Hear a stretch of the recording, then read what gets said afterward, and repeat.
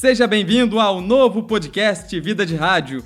Novo porque nesta última semana nós fizemos uma reforma geral aqui no canal do Dávila. Agora os podcasts Vida de Rádio e Vida na Pista terão casa própria, terão seus próprios canais. Seja em qual plataforma você estiver nos ouvindo, iTunes, SoundCloud, Deezer, Spotify, agora você acompanha o Vida de Rádio em seu próprio canal e o Vida na Pista em seu outro canal. E aproveito para convidar você que ainda não conhece o Vida na Pista para ouvir o nosso podcast sobre automobilismo. É só pesquisar aqui na sua plataforma onde você estiver nos ouvindo, Vida na Pista, que você vai ver o nosso logo com a logomarca do canal do Dávila no canto superior direito. E esta é uma outra novidade. Agora o Vida na Pista e o Vida de Rádio também tem sua própria comunicação visual, trabalho feito pelo meu querido amigo, Thiago Rocha. Você que precisa de logos, banners, programação visual para o seu negócio, eu recomendo muito que procure o Thiago Rocha. Basta ir nas redes sociais do canal do Dávila, que lá você encontra os links para você conversar com o Thiago Rocha por meio das redes sociais dele. E hoje, muito especial, voltamos com a nossa edição numerada do podcast Vida de Rádio. Voltamos com as nossas entrevistas. Agradeço a você que até agora acompanhou o Vida de Rádio Extra enquanto as gravações estiveram suspensas por conta da pandemia. E agora as entrevistas retornam com tudo, agora gravadas por telefone, respeitando as medidas de distanciamento social por conta da Covid-19. E o nosso convidado é alguém muito especial, alguém que eu sou suspeito para falar dele, porque foi quem me ensinou a ser locutor, quem me ajudou, por que não, a despertar o ofício da locução, que é o meu professor Flávio Carpes. Para você que quer saber mais sobre locução, sobre o mercado de trabalho e quer entrar nesse ramo, eu recomendo muito que veja esse podcast, que o Flávio vai passar coisas super interessantes e super produtivas para você seguir nessa profissão no mercado da voz. O Flávio, que também é locutor de rádio, locutor de audiolivro, audiodescrição, o cara é fera, é multifunções e tem muitos trabalhos em seu portfólio. Então aproveite a entrevista que nós fizemos com o Flávio Carpes e curta bastante esse papo na volta da edição numerada do Vida de Rádio.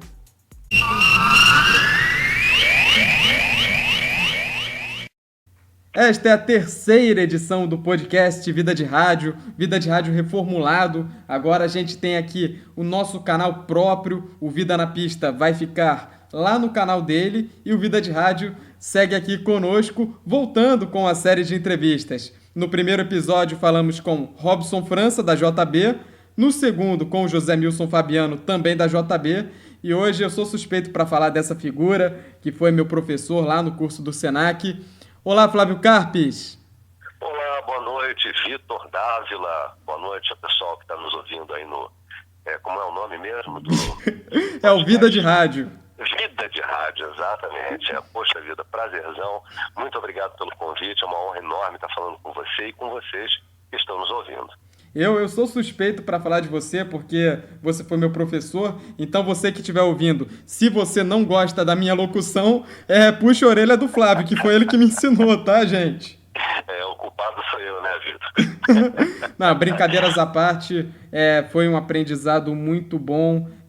Eu recomendo, sempre faço questão de falar aqui, recomendo para todo mundo que quer seguir pela locução, que quer fazer rádio, procura o Flávio Carpes lá no Senac, o Milton Costa Júnior também, que são dois caras, dois mestres na comunicação e com certeza vocês vão aprender muito com eles. Nesse episódio de hoje, você deve estar estranhando um pouquinho o áudio do Flávio, porque como a gente está no momento da pandemia, a gente está fazendo o Vida de Rádio por telefone. Então, a ideia era que a gente fizesse sempre presencialmente, mas sem essa possibilidade, a gente traz essa forma diferente. Inclusive, eu estou devendo uma visita para vocês, né, Flávio? É verdade, você está devendo uma visita para nós, vai ser um prazerzão. E nesse momento, Vitor, não tem como ser ao vivo, né? Não tem como ser presencial, né? Não tem como. A gente precisa realmente se proteger os outros, né? A maior demonstração de carinho, de amizade, de bem-querer é se proteger e proteger os outros, né? Sem sombra de dúvidas, Flávio. Então, a gente vamos combinar uma coisa aqui. Quando voltar tudo ao normal, eu faço uma visita lá para vocês e a gente grava lá uma nova entrevista. Pode ser? Maravilha, maravilha, com muito prazer. Então Muito fica, prazer. então fica combinado aqui. Então vamos começar aqui o nosso bate-papo. Flávio, para começar, por que o rádio? Por que você decidiu ser locutor? Rapaz, isso é uma coisa muito interessante, né? Eu devo trazer isso no DNA de alguma maneira, né? O meu tio, irmão do meu pai, ele foi locutor e ele tinha um estúdio de gravação, mas em Porto Alegre, né? Ele trabalhou muitos anos na Rádio Gaúcha de Porto Alegre, fundou a Rádio Guarujá de Florianópolis. Inclusive, se você procurar na internet, Ivo Serrão Vieira, Serrão com S, não Ferrão, Ivo Serrão Vieira, você vai encontrá-lo, vai ver referências muito interessantes. Eu achei por acaso isso na internet. Ele já havia falecido e tudo, e eu fiquei muito orgulhoso, né, do trabalho que ele fez e do pioneirismo, né, em momentos muito difíceis, né? Ele inaugurou um serviço de alto-falante em Florianópolis que acabou se tornando uma rádio verdadeira que existe até hoje, a Rádio Guarujá de Florianópolis. Então, isso já deve vir no DNA. Fora isso, eu sempre fui... Meu pai era um apaixonado por rádio, e eu, com 6 anos de idade, eu ganhei um radinho de pilha pequenininho, que facilitava para eu usar, levar ele para onde eu quisesse. E eu dormia com ele embaixo do meu travesseiro, escutando rádio Tamoio, e eu gostava muito de música, mas eu sempre prestei atenção muito na locução. Nunca tinha me passado pela cabeça ser locutor, né? Isso eu estou falando de 6 anos de idade. Eu ganhei um gravadorzinho também, um gravadorzinho de rolo, meu pai me deu, pequenininho, muito bonitinho, um negócio importado, não existia no Brasil e tal.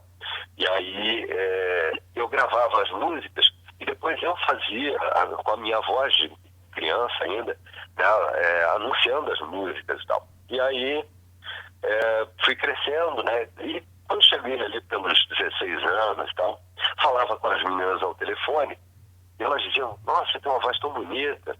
E aí chegou um momento que quando surgiu a Rádio Cidade, em 1977, eu já tinha 20 anos de idade, eu era fanático por rádio, ouvia direto e tal, mas ali foi um divisor de águas. A Rádio Cidade teve um papel muito interessante, né, como uma mudança, né, na questão da locução, fazer uma locução, vozes de locutores excelentes, mas fazendo uma locução super descontraída, uma coisa muito mais bate-papo, e aquilo me agradou muito. Ali eu comecei a pensar pela primeira vez, mas eu pensava e desistia, né? Porque eu achava assim, os caras são muito feras e tal, né? Eu não sei nada, como é que eu vou fazer isso? E aí, 7 anos mais tarde, aos 27 anos, aos 25 anos, eu me mudei para Florianópolis, fui morar em Florianópolis, passei num concurso público e fui morar em Florianópolis. E lá surgiu uma oportunidade, assim, do nada. Uma prima falou, do nada não, que sempre as coisas não são por acaso, né? Ela falou assim, o meu chefe, ele é dono de uma rádio, está precisando de um locutor, conhece alguém que queira ser locutor? Eu falei, conheço. Ela, pois porque agora tem que arrumar até locutor para a rádio dele e tal. Quem é? Eu falei, eu. Você não é locutor, mas você tem uma voz bonita mesmo. Me deu o telefone do cara e eu fui lá, fiz um teste e passei no teste. E ali eu comecei essa história, né? Foi em 1984. 1984. Aí eu fiquei lá até início de 85, vim embora para o Rio, e aqui eu comecei a fazer alguns testes. Fiz teste na Rádio Imprensa, eles gostaram e eu me contrataram. E eu fiz teste na Rádio Tupi FM, da época, não é de hoje, que tocava música de cinema e tal. E aí passei nesse teste, não tinha vaga. Uma semana depois o diretor me ligou, que tinha precisado mandar um locutor embora e tal, e acabou me contratando. E ali eu comecei minha história aqui no Rio de Janeiro, né? Fiquei 2 anos na Rádio Tupi FM, depois fui para a Rádio Globo FM, que era a rádio que eu queria ir. Eu já comecei velho em rádio, tá? Eu já comecei bem velho. E aí, em 1987, eu já estava na Globo FM, que era uma rádio top no segmento adulto, né? Que era o que eu queria fazer e tal. E lá eu fiquei por 12 anos. fiquei 12 anos na Globo FM. Eu não fui beija-flor de rádio, né? Até aquele pessoal que trabalha um ano numa rádio, 2 em outra, 4 em outra. Então, eu trabalhei em 3 rádios na minha vida. Trabalhei na Globo FM por 12 anos. Depois, quando eu saí da Globo FM, eu estava um pouco chateado com o mercado rádio, né? Um pouco desiludido, confesso. Eu tinha um outro emprego e tal, fiquei um tempo nesse outro emprego, até que veio um convite para fazer a MPB FM, que era uma rádio de música nacional, uma rádio maravilhosa. Saudosa MPB FM. Exatamente, MPB FM, saudosa. Eu fui para lá em fevereiro de 2001 e fiquei lá até fevereiro de 2008, direto, 7 anos, né? Eu acho que esse momento foi um momento realmente muito legal na minha carreira, porque ali eu deslanchei, eu diria. E por que eu deslanchei? Exatamente porque, paralelamente a esse trabalho de rádio, eu fazia gravações, gravava comerciais, gravava institucionais e eu apresentava eventos também, trabalhava como mestre de cerimônia, né? Sempre tive uma coisa assim mais séria, uma postura, tal, uma coisa que é exigida em mestre de cerimônia. Eu comecei a trabalhar como mestre de cerimônia por volta dos anos 90, início dos anos 90. Já tinha uns cabelinhos brancos, de leve, 30 e poucos anos e tal. E aí eu fazia esses tipos de trabalhos. Fiz 2 mundiais de vôlei em 1990, fiz um mundial de vôlei masculino aqui no Rio de Janeiro, a convite de uma pessoa conhecida minha. Acabamos fazendo cerimonial de abertura, cerimonial de encerramento, apresentação de todos os jogos. Éramos 2 fazendo, era bilíngue, a abertura e encerramento. E depois os jogos a gente cada um fazia sozinho numa base. Fiz outro mundial de vôlei em 1994, aí já com mais experiência, né, e tudo, em Belo Horizonte, mundial feminino de vôlei. Fiz 5 ligas mundiais de 90 até 91 até 95. Depois eu parei de trabalhar com esporte, essa coisa de evento, voltei a fazer muito evento corporativo, muita coisa. É um tipo de trabalho que dá muita cancha, sabe, muita experiência, porque nem tudo acontece do jeito que a gente imagina, do jeito que está previsto, e você é obrigado sempre a improvisar, você é obrigado sempre a usar a presença de espírito, né, para sair de algumas situações meio saia justa, né? Depois mais recentemente, trabalhei nas Olimpíadas do Rio de Janeiro, em 2016, como locutor em português aqui da esgrima, tanto na Olimpíada quanto na Paralimpíada, né? Foi uma experiência muito legal também, completamente diferente da experiência do Mundial de Vôlei, com um evento mega maior, né, muito maior. Mas, por outro lado, eu confesso que eu não aprendi tanta coisa nesse último de 2016, talvez até por já estar muito experiente, né? Eu nesse meio tempo, realmente, tive uma estrada bastante...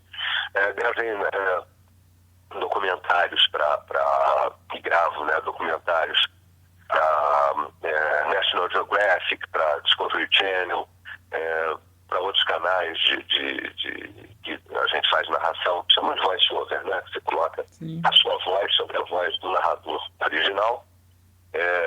Eu cheguei a fazer dublagem, eu tenho registro de ator, cheguei a fazer dublagem. Não foi um mercado em que eu tenha, como eu já era há muito tempo locutor, eu acabei não conseguindo me enfronhar muito bem no mercado de dublagem. E como eu já estava estabelecido na locução, você acaba não correndo muito atrás, né? Mas é um mercado muito interessante também. Entendo. Diga. Não, desculpa, pode continuar, só fiz um... E aí, mais recentemente, em 2015, eu comecei a trabalhar com audiolivros. Audiolivros e audiodescrição. Audiodescrição, para quem não sabe, é descrever cenas para cegos, coisas que o cego não pode perceber, né, porque não é falado e não tem nenhum ruído, né, que indique o que está acontecendo. Então você descreve aquelas cenas para o cego, e isso já está bem estabelecido, está em crescimento. E também o audiolivro, né, que é um mercado em absoluta expansão. Eu comecei a gravar em 2015, Acabei de gravar meu 50º, primeiro, segundo, perdi a conta. Confesso que eu perdi a conta. Mas gravei já 50 e poucos livros nesse período, né? E pretendo gravar pelo menos mais 50 e poucos. Tem bastante trabalho. Em média, eu gravo um livro por vez, mais ou menos isso. Mas, realmente, essa foi a minha estrada, né? Eu tive algumas oportunidades para televisão, bati na trave em várias, e acho que não era para ser, né? Nunca fiquei amargurado por isso, nem nada, porque eu sou apaixonado pelo rádio, não voltei mais para o rádio depois de 2008, porque os salários caíram muito, né, aqui no Rio, e as rádios, a mudança das rádios AM, ocupando o lugar das rádios FM, tirou muitos postos de trabalho, né? Então, realmente, isso aí deu uma esvaziada no mercado e tal. Com certeza. E, além do rádio, você mencionou outros vários tipos de trabalho, outras diversas vertentes que você já fez. E é sobre isso que eu queria falar agora, porque para o profissional da voz, não é só rádio, tem vida fora do rádio, não é, professor? Sem dúvida, tem vida fora do rádio. Eu chamo de nichos de mercado, né? Esses nichos de mercado que se oferecem para o profissional da voz, e aí quando eu falo profissional da voz, eu estou falando de locutores, estou falando de dubladores, pessoas que sabem usar a voz, são nichos muito interessantes. Antigamente era muito parecido com qualquer outra profissão, né? O médico fazia ortopedia e aí ele era ortopedista, ele tratava de mão, de pé, de perna, de rosto, de tudo, né? Aos poucos foram surgindo nichos específicos de trabalho nessa área. Então hoje existe um especialista em mão, né? O cara teve uma fratura na mão, né? A pessoa teve uma fratura na mão, ela vai a um especialista em mão. Tem o cirurgião de rosto, né? É o bucomaxilofacial, né?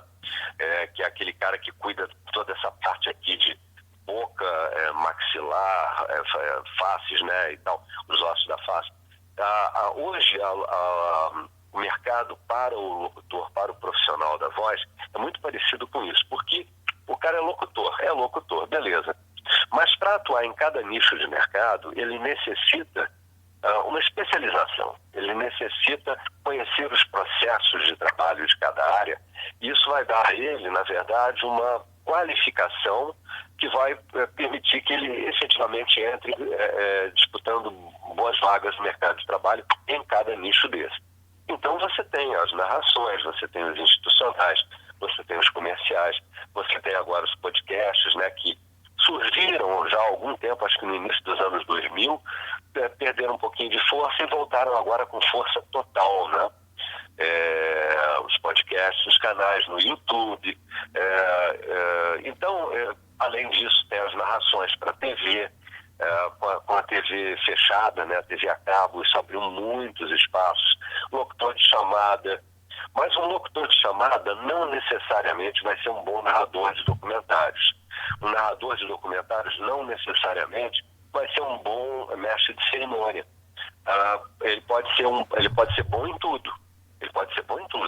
Mas ele, na verdade, para poder entrar em cada mercado desse, ele precisa de um certo conhecimento de como atuar nesse tipo de mercado. E muitas vezes um certo preparo para isso. O audiolivro, por exemplo, ele é completamente diferente de um comercial. Um comercial é uma corrida de 100 metros. Um audiolivro é uma maratona, né? uma ultramaratona. Você grava um livro de 300 páginas, por exemplo.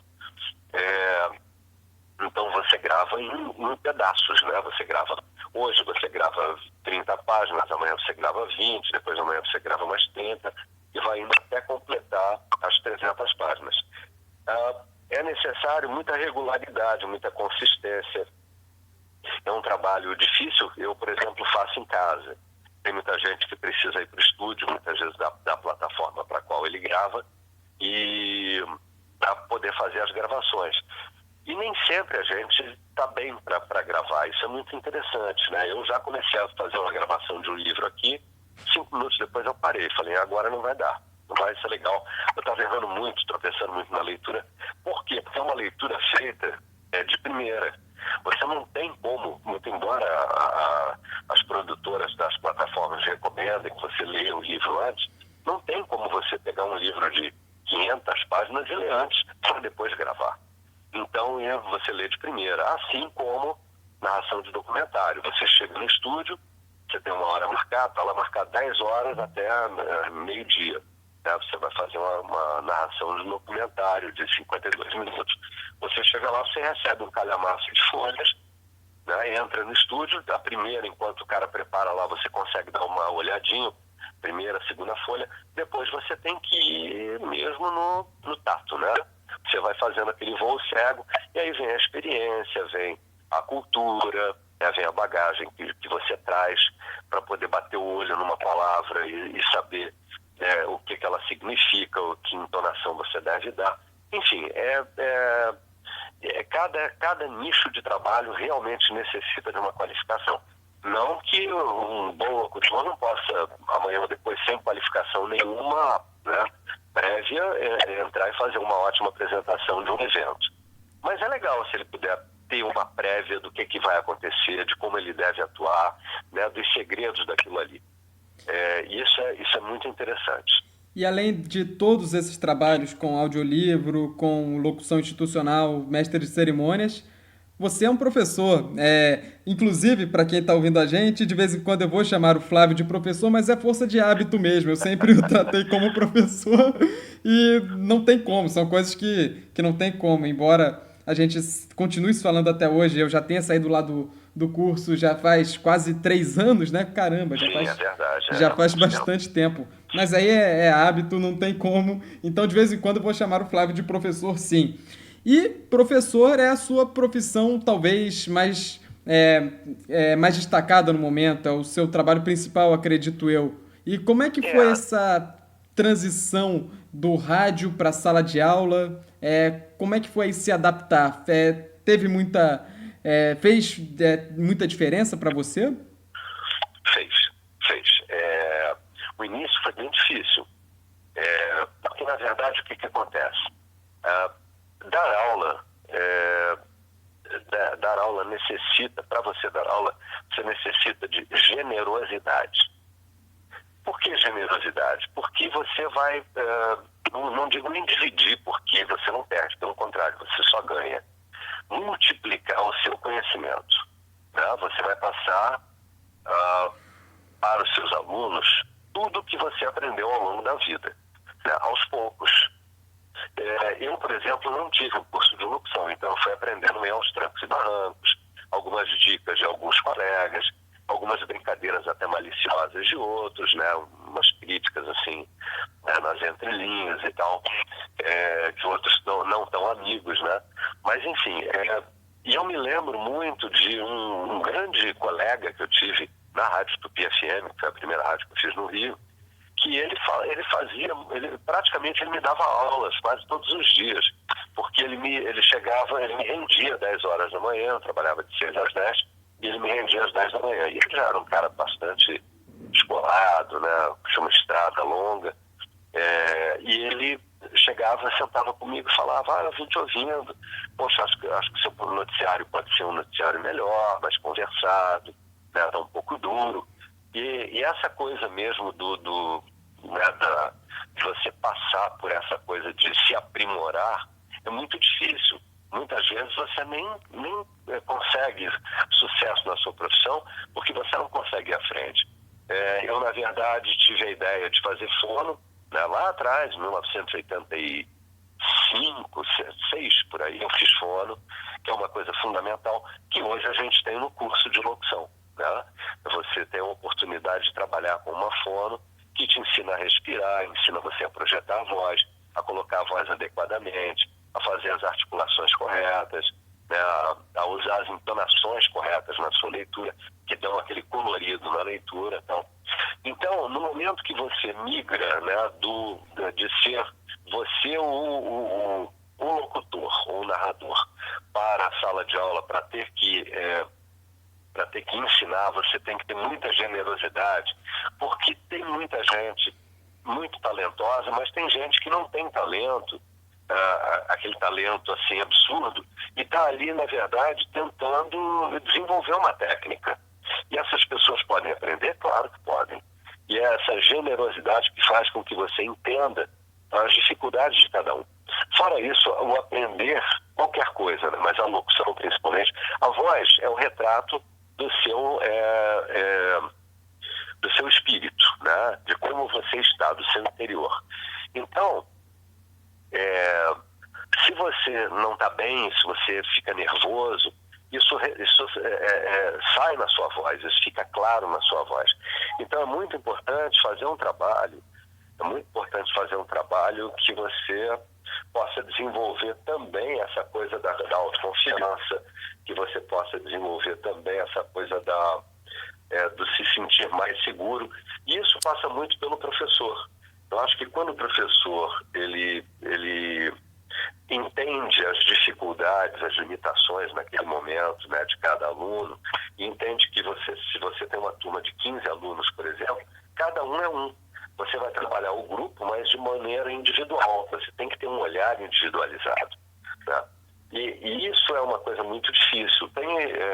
Eu ouvi relatos, né, de alguns alunos, em algumas situações, em alguns cursos, em que os professores riam quando eles falavam uma coisa errada, às vezes até mesmo a pronúncia de inglês, que a pessoa não tem obrigação de saber. É bom saber inglês, obviamente, né? Para você trabalhar numa rádio, numa televisão, numa narração, é legal você ter uma boa noção de outros idiomas, né? Principalmente o inglês.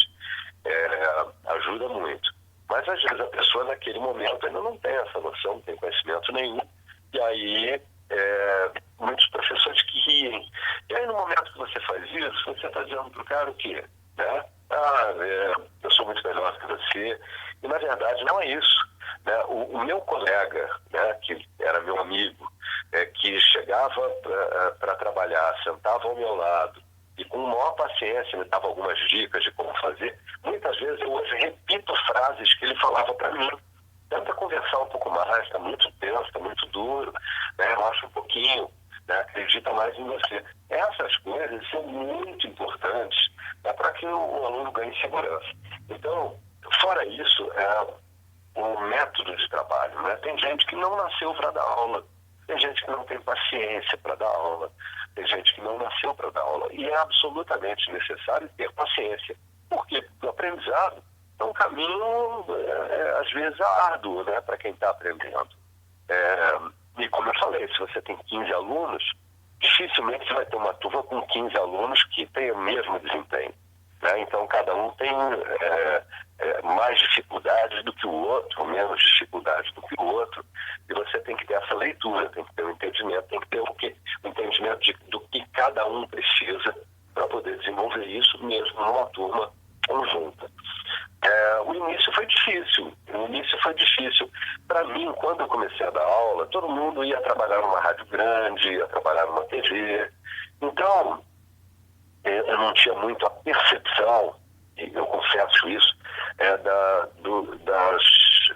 dos espaços, desses nichos todos, né? Era para fazer evento, era coisa grande, né? E depois eu tive uma percepção maior de que muita gente ia para a rádio comunitária, que ia para supermercado.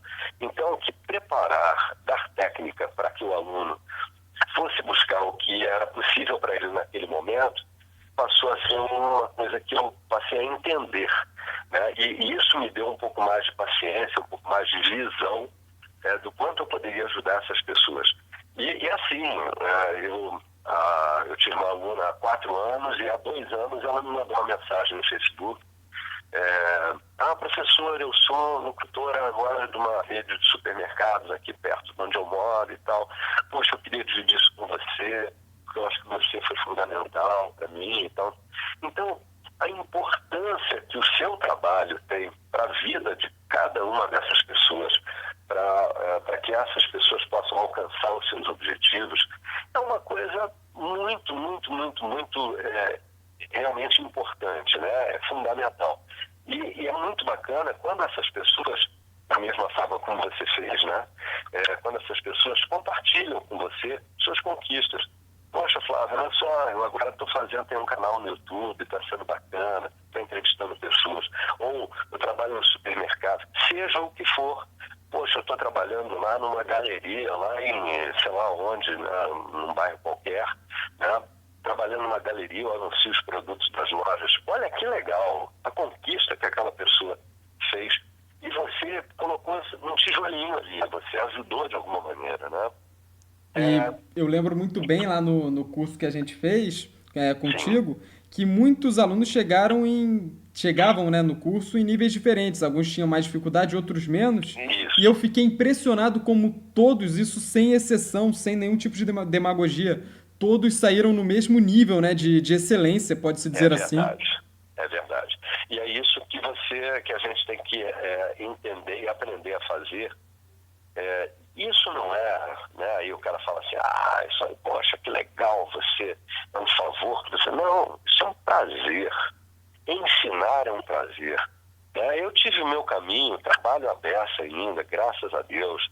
Né? Faço minhas gravações, dou aula, estou sempre sendo solicitado. Hoje faço muitos trabalhos com ex-alunos, né, no papel até de diretor desses alunos. Poxa, surgiu uma oportunidade de fazer tal coisa assim, assim, assado. Mas, pô, estou um pouco inseguro, né, terminei há pouco tempo. Você pode me ajudar? E aí, durante 2 ou 3 meses, fico assessorando, a pessoa manda a gravação, pede feedback, como você me fez, né? Sim, Poxa, sim. Flávio, dá uma ouvida e tal. Isso é muito legal, Vitor. Isso é muito legal. E eu faço isso com o maior prazer, entendeu?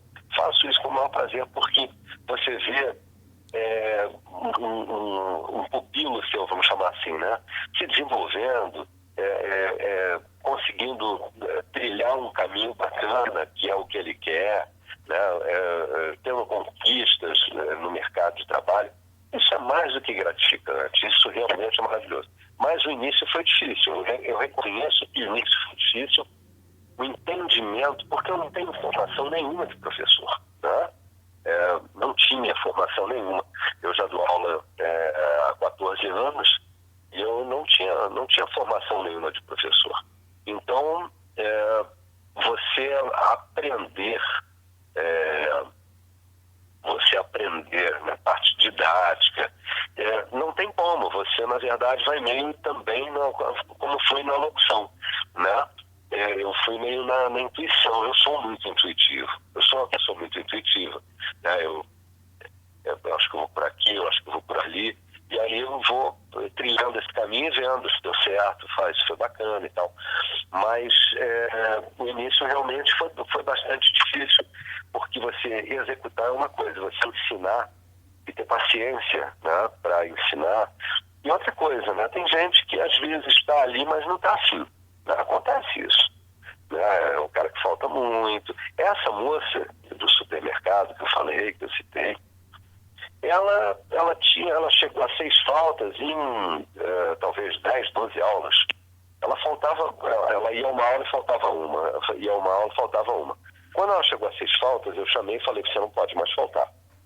Agora você vai fazer o curso. Realmente, ela tinha uma voz bonita, sabe? Tinha uma voz bacana, tinha uma leitura boa. E aí ela falou, beleza, ela nunca mais faltou. E a partir do momento que ela não faltou mais, ela foi se aprimorando.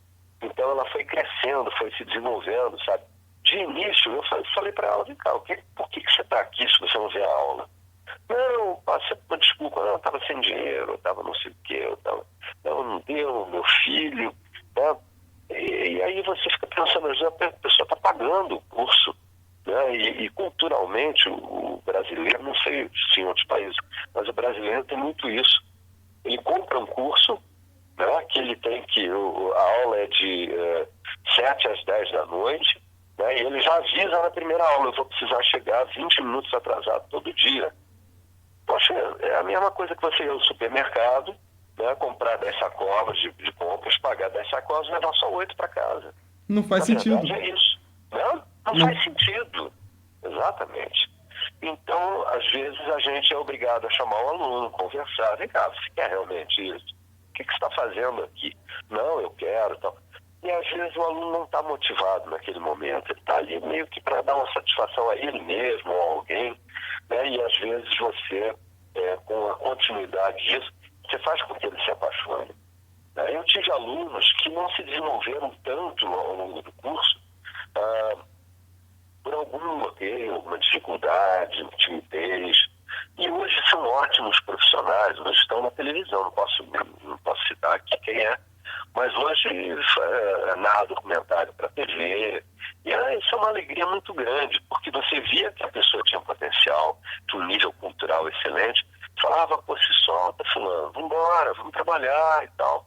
Né? E a pessoa, sabe, presa, tensa, né? Em algum momento a pessoa conseguiu depois dar aquela desbloqueada naquilo, e aí foi para frente. Realmente é uma alegria muito grande. Eu tive um aluno lá no início que ele falou assim, você não vai me ensinar tudo, senão eu vou tomar o seu lugar. Eu falei, olha, eu vou te ensinar tudo porque tem lugar para todo mundo no mercado. E é verdade, tem lugar para todo mundo no mercado. Né? Cada vez mais a democratização da comunicação através da internet, dos canais de rádio, das web rádios, das rádios comunitárias, quer dizer, tudo se tornou muito mais acessível. Hoje você faz um vídeo na sua casa com celular, né, com uma qualidade ótima. Isso democratizou a comunicação. Então tem espaço para todo mundo, e isso eu acho muito legal. Uma pena que quem imagine que um professor não vai ensinar tudo com medo de que você tome o lugar dele, né? Imagina. Isso é pensamento pequeno, é lamentável, mas que bom que você deu uma resposta muito boa e eu espero que isso tenha servido de lição para ele e eu espero que ao longo do curso ele tenha aprendido, né? Mais ou menos. Então vamos deixar em off isso por aqui. Isso aí. A gente estava falando sobre as saias justas, quando você precisa ter jogo de cintura, e eu lembro que lá no curso você contava alguns desses casos pra gente. Repassa alguns pra gente aqui, por favor, os que puderem, é claro.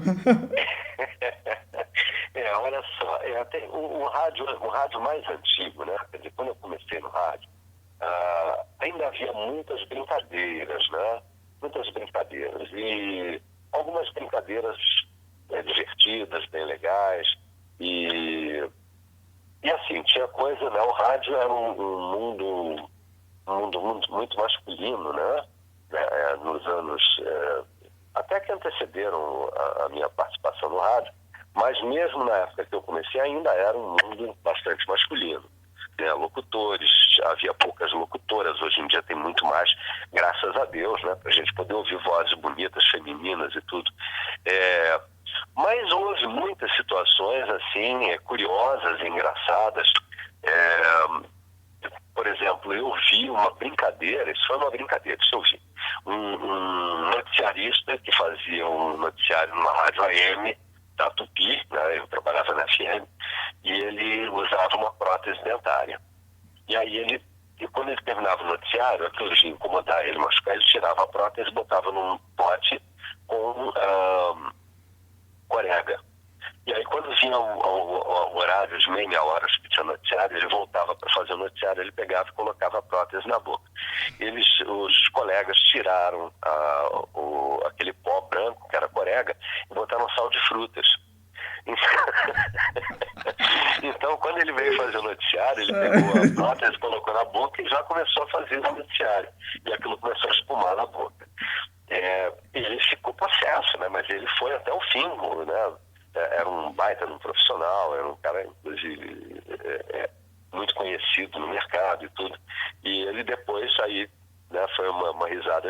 Agora, as saias justas realmente são coisas que a pessoa que está ouvindo não consegue imaginar o que está se passando dentro de um estúdio de rádio. Né? Até eu acho que houve depois um tempo em que, acho que talvez até hoje, algumas rádios você pode assistir pela internet, né, e tal. Isso eu acho até que tirou um pouco da magia do rádio. Sim, porque o rádio tinha isso. Né? Você estava ouvindo o rádio, o cara falando, não sei o quê, papapá. A gente que é locutor, a gente que é profissional, pô, esse cara está enrolando, houve algum problema ali. Mas ficou tudo bacana, tudo bem feito, né? Então, algumas situações, por exemplo, de uma música que você colocava no ponto, na época, por exemplo, você trabalhava com CD ou com minidisc, né? E o minidisc parava de fazer a leitura, né? Então você era obrigado a trocar rapidamente de aparelho para tocar aquela música, e aí você tinha que dar uma enrolada, né? E essa enrolada estava tocando um horror dentro do estúdio, mas você estava conversando com o ouvinte. E agora vamos ouvir fulano de tal. Aí disparava, não entrava música, você fala, fulano de tal, que inclusive já há bastante tempo não se apresenta nisso, você está tirando o minidisc de um aparelho, colocando no outro, procurando a faixa, né? Não se apresenta no Rio de Janeiro já há muito tempo. Então, o improviso, muitas vezes, é uma saída muito interessante para as saias justas. É aquele famoso migué. É aquele famoso migué, né? Não tem muito jeito, porque para o ouvinte, o ideal é que não apareça nada. Com o passar do tempo, os erros foram sendo normalizados, o que é muito bom, né? E tive um probleminha técnico aqui, só um momentinho, porque você vai ouvir o fulano de tal, mas vai ser daqui a pouquinho. Joga uma vinheta, coloca. Antigamente a gente tentava maquiar o erro, né? Havia rádios que você não podia fazer correções na sua fala. E me aconteceu, por exemplo, quando eu trabalhei numa rádio um pouquinho antes da Globo FM, trabalhei 3 meses nessa rádio só, uma rádio AM do Sistema Globo, e era uma rádio muito séria, né? Eu vou até falar o nome da rádio, chamava-se Rádio Eldorado, Eldorado AM, que depois virou CBN, no mesmo canal. E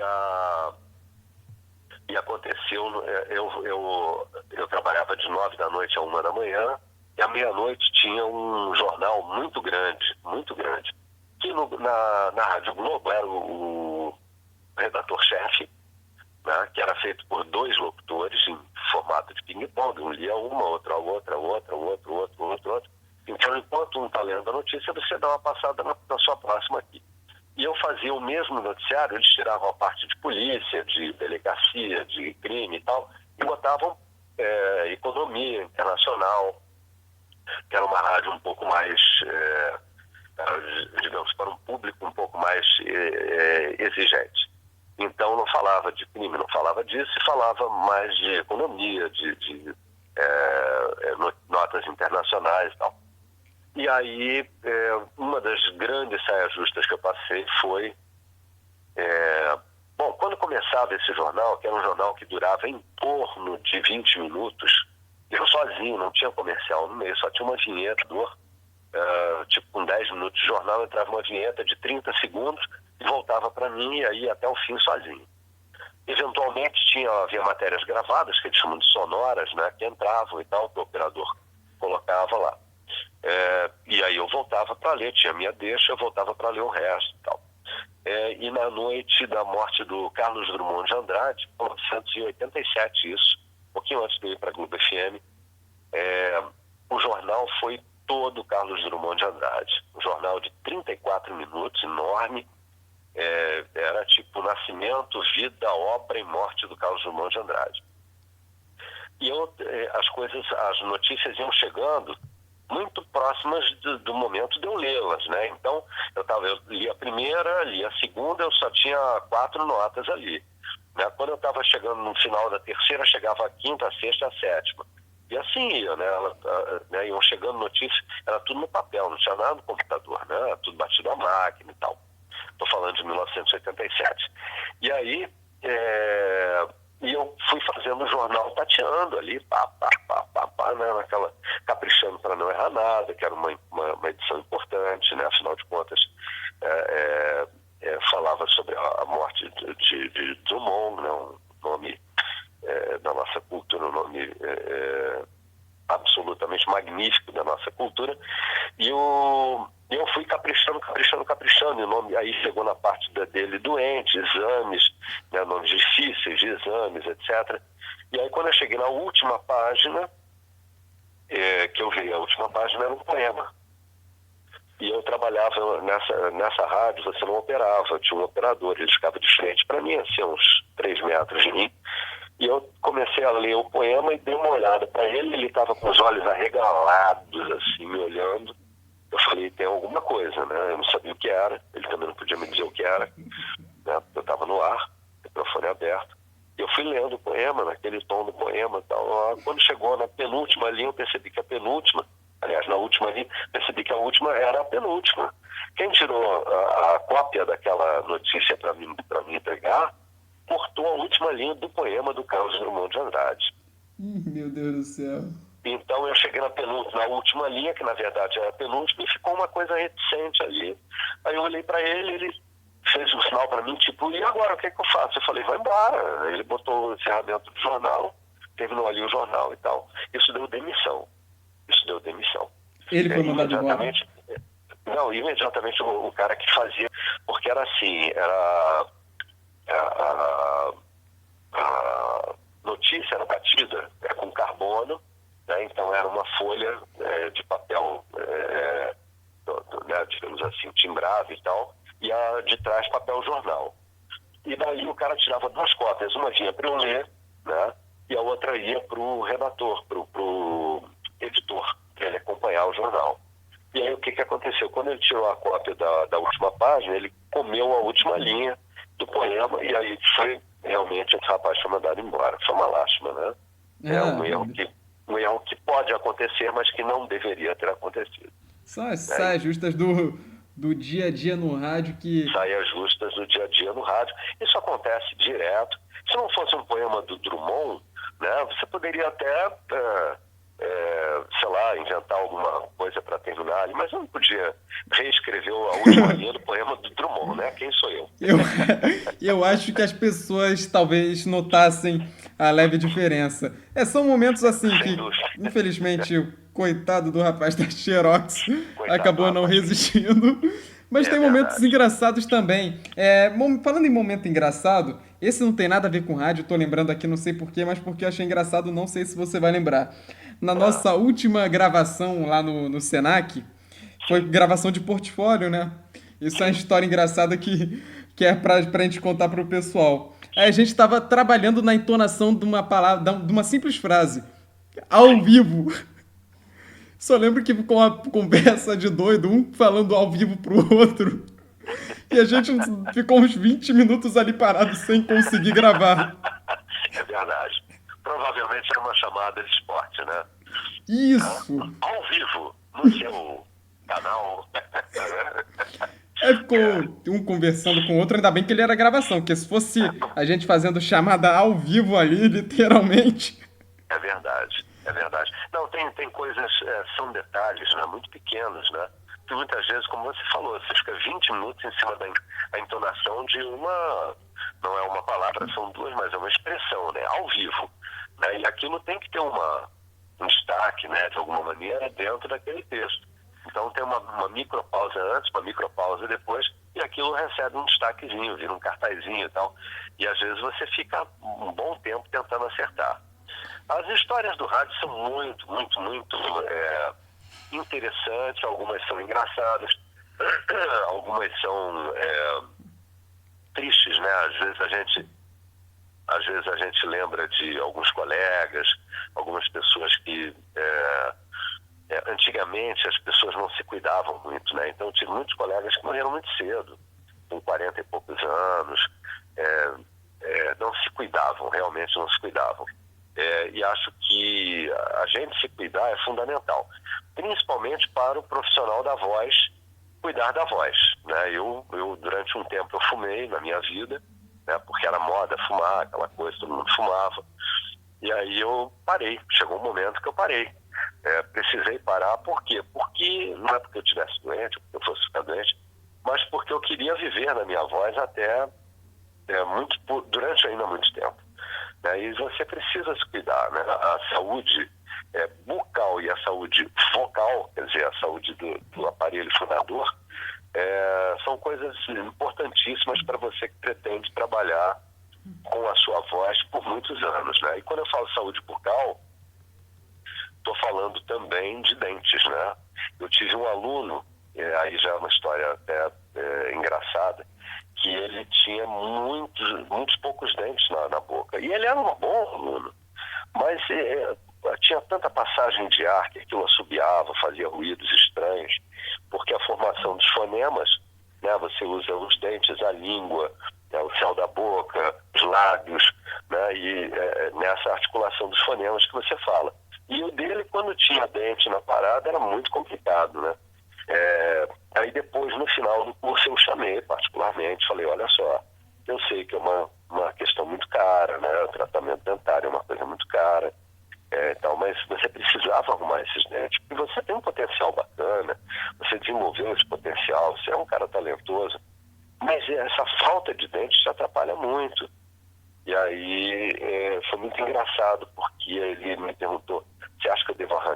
dentes e colocar uma prótese.